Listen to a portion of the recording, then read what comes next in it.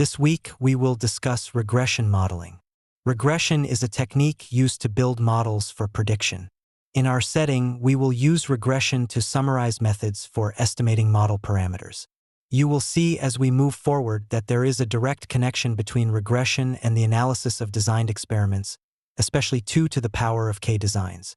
We will talk about how you create hypothesis tests and confidence intervals for model parameters using regression. Since we will be fitting models based on our usual assumptions, we will need to assess model adequacy.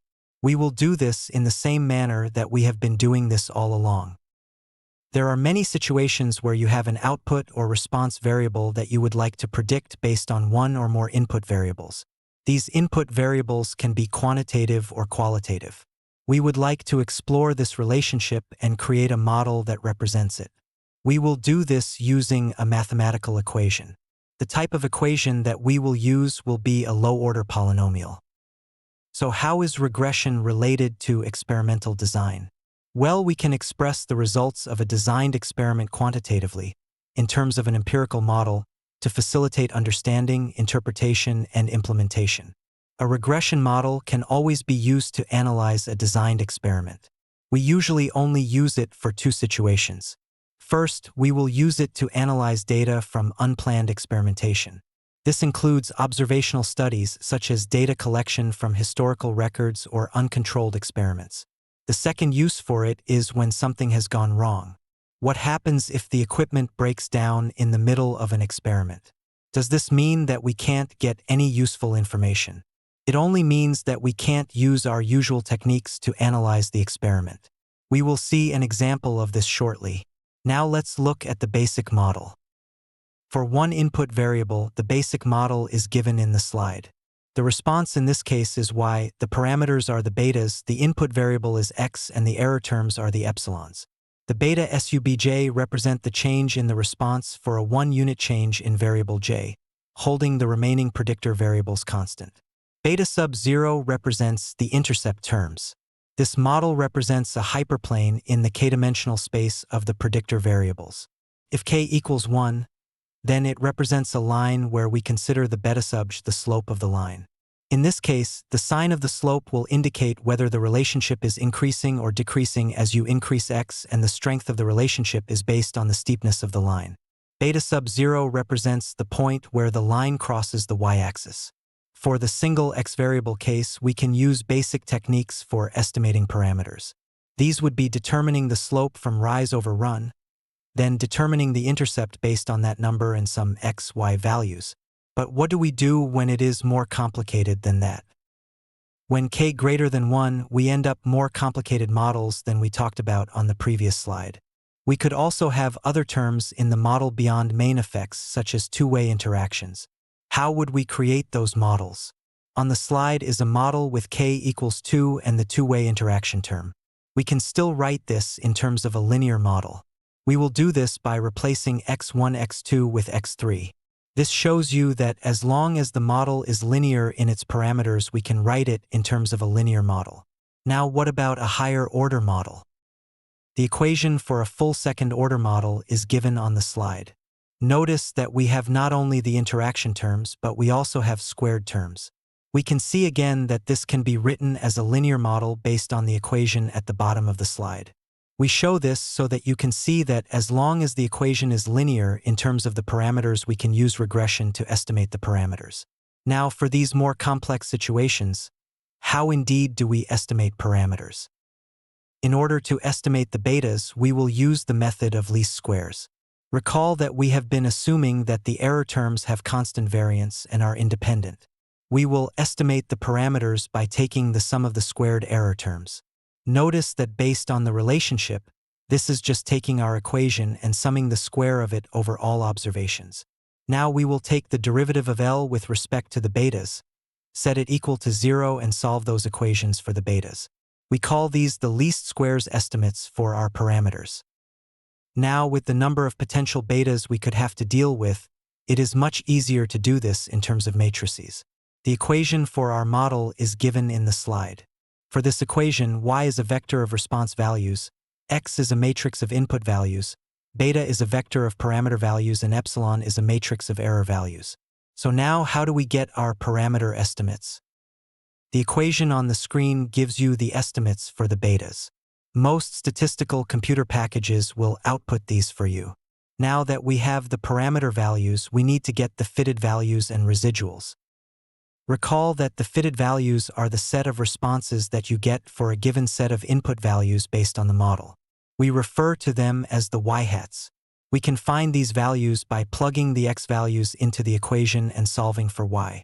The equation for determining the fitted values is in the slide in both matrix and scalar form. You should also recall that a residual is just the observed response for a set of x values minus the fitted response for those same x values. That equation is given as well in the slide in both scalar and matrix form. Now that we have the residuals, let's look at how you estimate the variance. Recall from our discussion about ANOVA that the estimate for the variance is the MSE, which is given as the SSE/DFE. This idea also works for regression modeling. Now let's look at an example. Here is an 2-cubed experiment run with 4 center points. Notice on the slide that the results are shown in coded and uncoded terms. We always want to create the model in coded terms so that we can retain all of the nice properties that we get from the -1+1 coding. Let's use these results to estimate coefficients and the standard error first using our typical DOE analysis, then using regression and compare. Here are the results from the DOE analysis. Notice based on this that the test for curvature is not significant.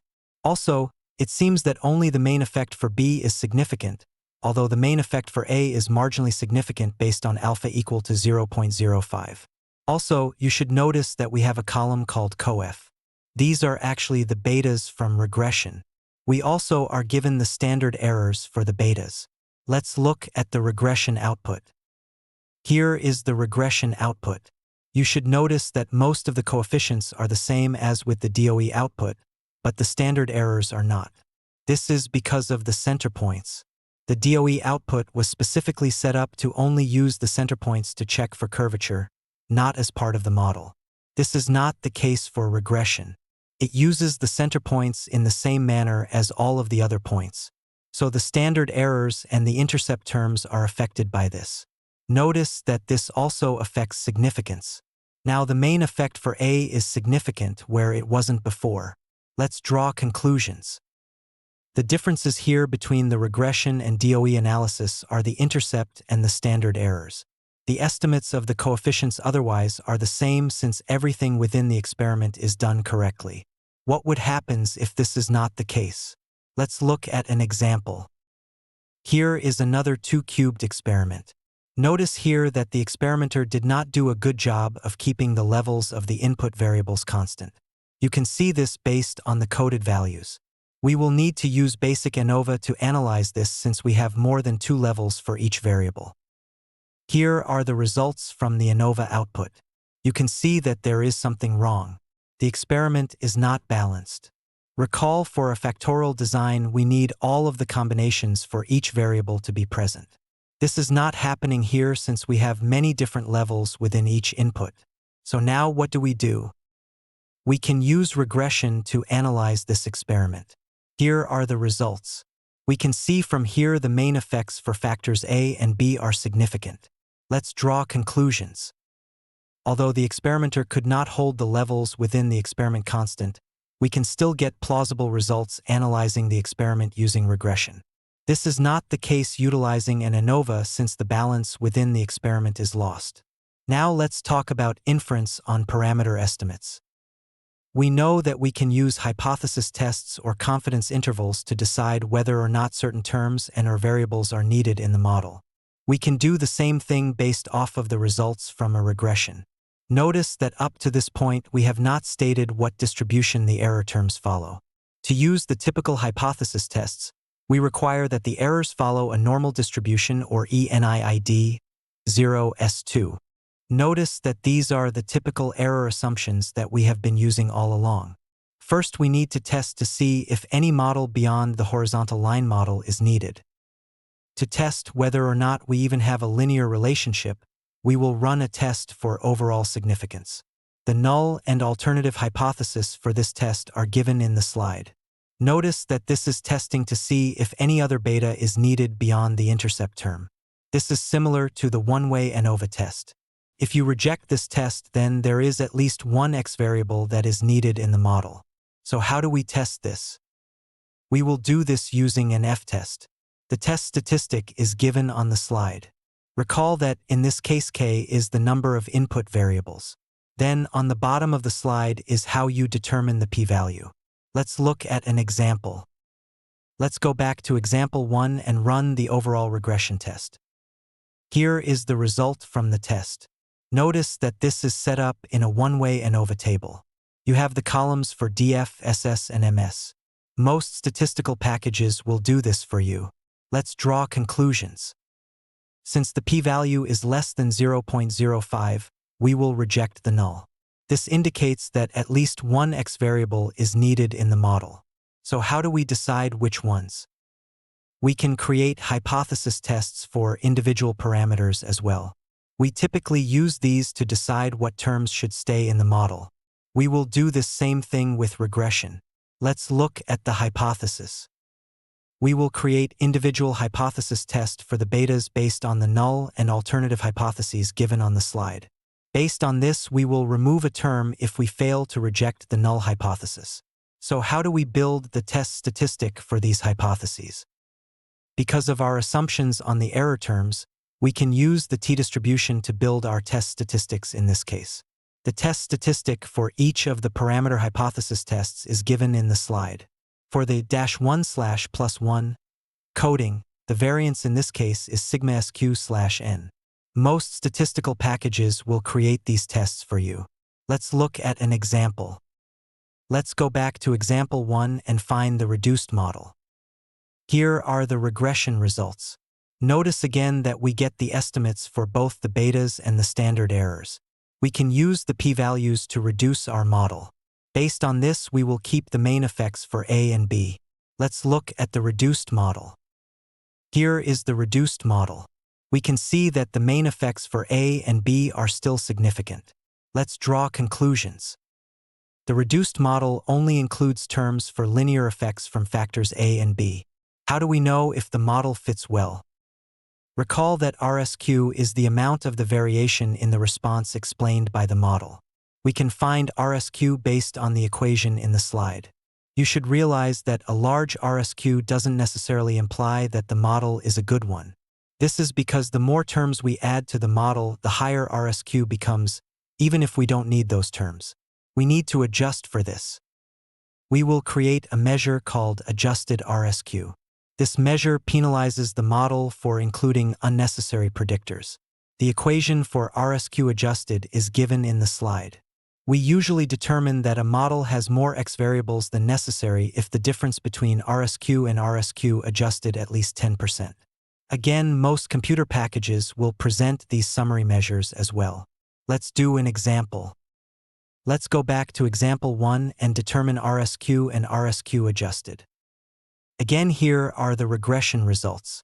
You can see that RSQ equals 93.7% and RSQ adjusted equals 82.7%.